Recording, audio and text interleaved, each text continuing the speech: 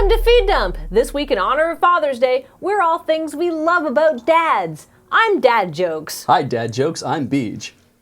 Did I say love? I meant hate.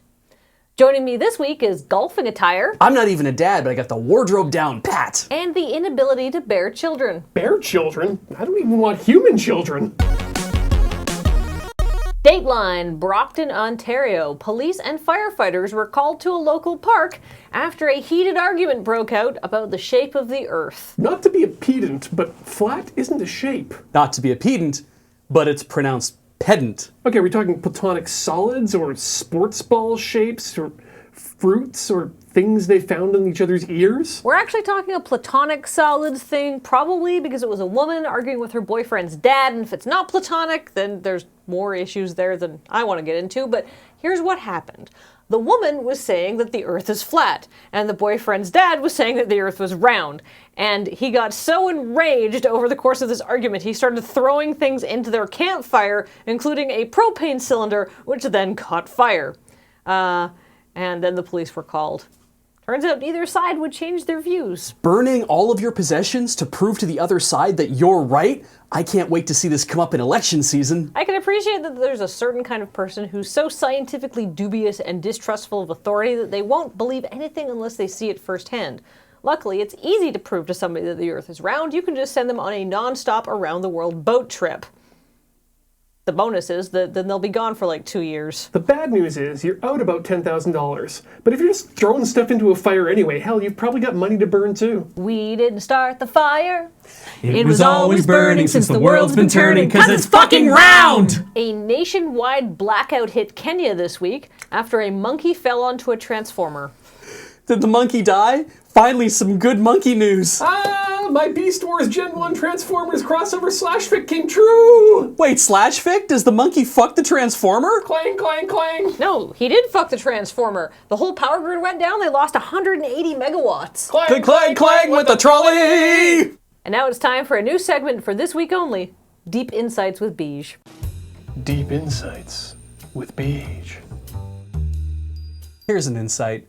I don't like monkeys. I never have. I don't think I ever will. I know the internet loves monkeys, and fine, but I don't. I hate the little bastards. They got little monkey paws, and they be touching all your shit and fucking things up. They're not very clean. I think they make terrible pets. Like Ross on Friends, he owned a monkey. That was awful. Nobody liked that monkey. I didn't like that monkey, and Ross also got to fuck Jennifer Aniston's character. I didn't like that either.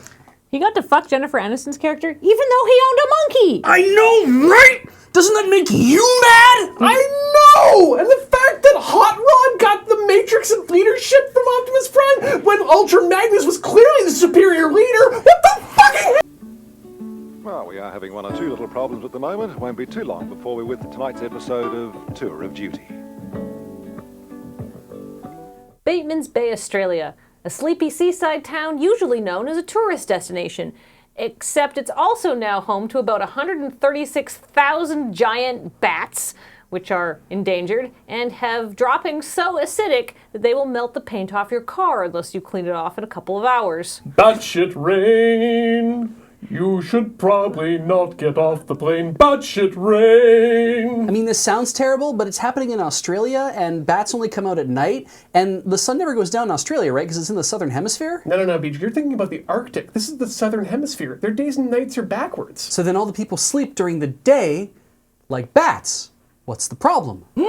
The problem is that there are a lot of fucking bats. Like a lot of bats. Like guano raining from the sky as many bats. And like bats coming in thousands and thousands and screeching and waking everybody up. And flying into power lines, knocking out power to the whole town. Not once, not twice, but 9 nights in a row in April. Like a lot of bats.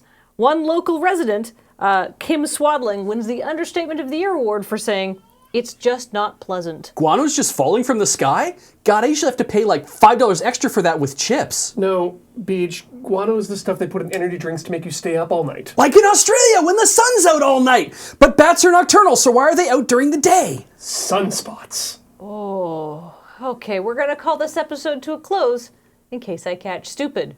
But remember, there may be better sources of news, but they don't have this hat, which is a Princess Leia hat. It was made by Pauline and Jamie last year, and they were waiting for a whole year to send it to us because they didn't have our address. And speaking of address, because we are dumb, we gave you a slightly incorrect address. So remember, if you want to send us hats, send it to this address.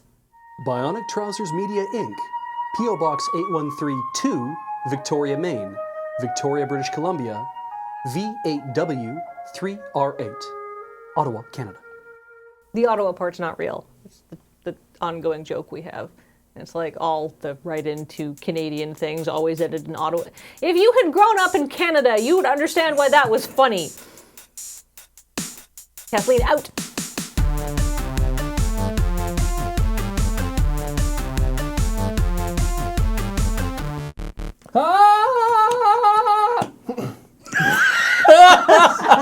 We got our stinger. Awesome.